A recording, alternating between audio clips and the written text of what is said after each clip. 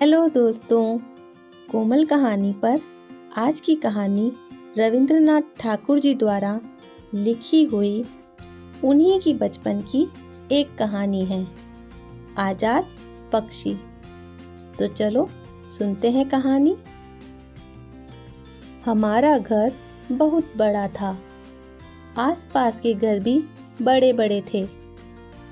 कई घरों की छतें एक दूसरे से सटी हुई थी।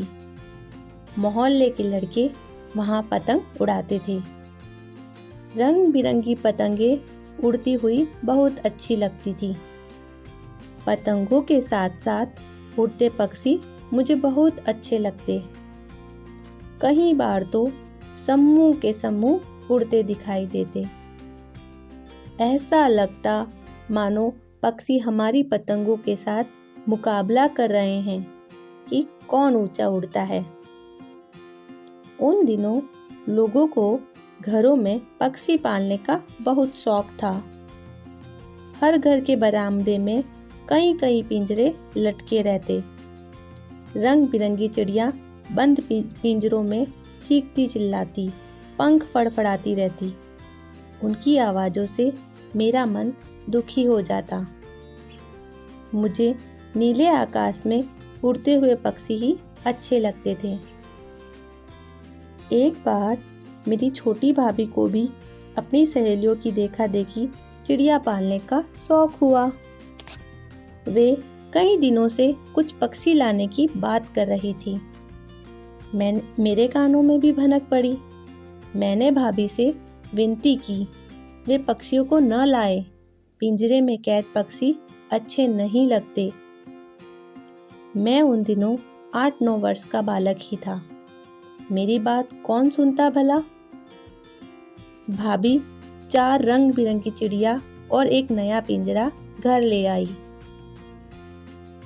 पिंजरे में बैठा पक्षियों का जोड़ा चिल्ला रहा था। भाभी हंस हंस कर पड़ोस की औरतों को रंग बिरंगी चिड़िया दिखा रही थी और वे सभी भी हंस हंस कर उन छोटी चिड़ियों की प्रशंसा कर रही थी। वाह, कितना सुंदर चिड़िया है, कितना सुंदर जोड़ा है। सभी खुश थे, बस मैं ही उदास था। मैंने भाभी से कहा, आप इन पक्षियों पर अत्याचार कर रही हैं। इन प्राणियों ने आपका क्या बिगाड़ा जो इन्हें कैद कर पिंजरे में डाल दिया। भाभी ने मुझे डांटते हुए कहा, छोटा मुंह बड़ी बात, अपनी उम्र तो देखो। आया है मुझे सिखाने वाला। जाओ जाओ छत पर, तुम्हारे सारे मित्र पतंग उड़ा रहे हैं, तुम भी उड़ाओ। मैं रुआंसा हो गया। सोचने लगा कैसे इन पक्षियों को आजाद करूं।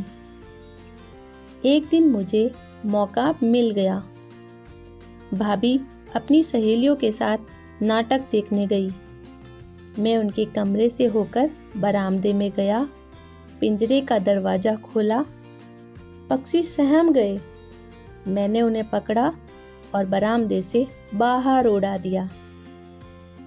भाभी घर आई तो पिंजरा खाली देख बहुत चिल्लाई।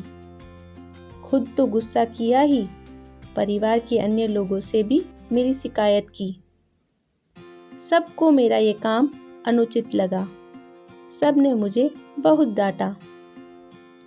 मैं चुपचाप सुनता रहा क्योंकि मुझे पक्षियों को आजाद कर बहुत खुशी हुई थी।